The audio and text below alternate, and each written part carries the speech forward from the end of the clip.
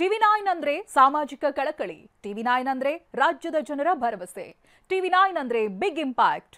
ಬೆಂಗಳೂರಿನಲ್ಲಿ ದಸರಾ ಹಬ್ಬದ ಬಳಿಕ ಗಲ್ಲಿ ಗಲ್ಲಿಯಲ್ಲೂ ಕಸದ ರಾಶಿ ಬಿದ್ದಿತ್ತು. ಟಿವಿ9 ನಲ್ಲಿ ವರದಿ ಪ್ರಸಾರ ಆದ ಬೆನ್ನಲ್ಲೇ ರಾಶಿ ರಾಶಿ ಕಸಕ್ಕೆ ಮುಕ್ತಿ ಸಿಕ್ಕಿದೆ.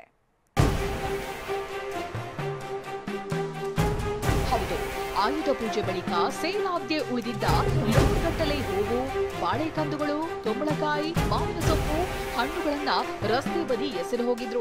K R market, Wilson Garden, Mission Road ಸೇರಿ ಹಲವೆಡೆ ಕಸದಿಂದ ಕಪ್ಪು ನಾರ್ತಿತ್ತು.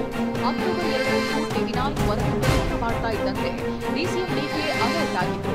ಕೂಡಲೇ ಕಸ ವಿಲೇವಾರಿಗೆ ಜಿಬಿಎ ಚೀಫ್ ಕಮಿಷನರ್ಗೆ ಸೂಚಿಸಿದ್ರು.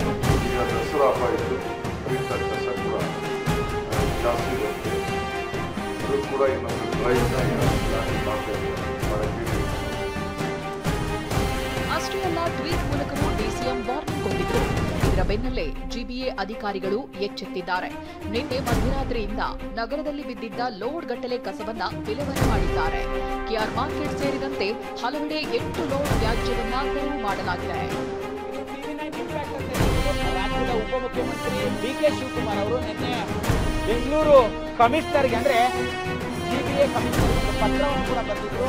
ಕೂಡಲೇ ಹಬ್ಬದ ಕಸವನ್ನ ತ್ಯಾಜ್ಯವನ್ನ ಸ್ವಚ್ಛಗೊಳಿಸಬೇಕು ಅಂತ ಹೇಳಿ ಆ ನಿಟ್ಟಿನಲ್ಲಿ ಇವತ್ತು ಬೆಳಗ್ಗಿನಿಂದಲೇ ಫೀಲ್ಡಿಗೆ ಇಳಿದಿರುವಂತಹ ಬಿಬಿಎಂಪಿಯ ಅಂದ್ರೆ ಜಿಬಿಎ ಅಧಿಕಾರಿಗಳು ಸಂಪೂರ್ಣವಾಗಿ ರಸ್ತೆ ಅಕ್ಕಪಕ್ಕದಲ್ಲಿ ಬಿದ್ದಿದ್ದಂತಹ ಎಲ್ಲ ತ್ಯಾಜ್ಯಗಳನ್ನ ಈಗಾಗಲೇ ಕ್ಲೀನ್ ಮಾಡ್ಲಿಕ್ಕೆ ಮುಂದಾಗಿರುವುದು.